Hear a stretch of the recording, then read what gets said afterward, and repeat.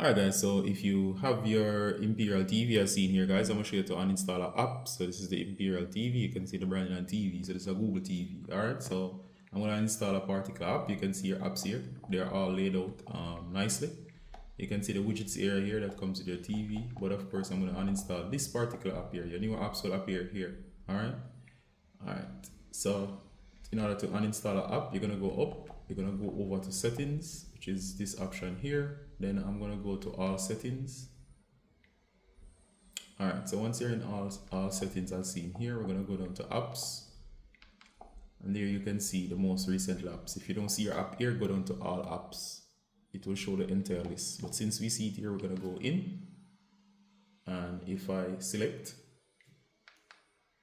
alright, here you go. Here's the option to uninstall. I'm not going to actually uninstall this, but you can see it. So just hit uninstall, and what will happen, it will remove the app from your device. Alright, so that's how to uninstall the app. I'm not going to uninstall this particular one, I need it. So I'm going to leave it in place. Alright, so that's how you do it on this particular device. And of course, as always, if you have any questions, please ask them below. It's Ricardo Gardner from Block Tech Tips. Until next time, bye.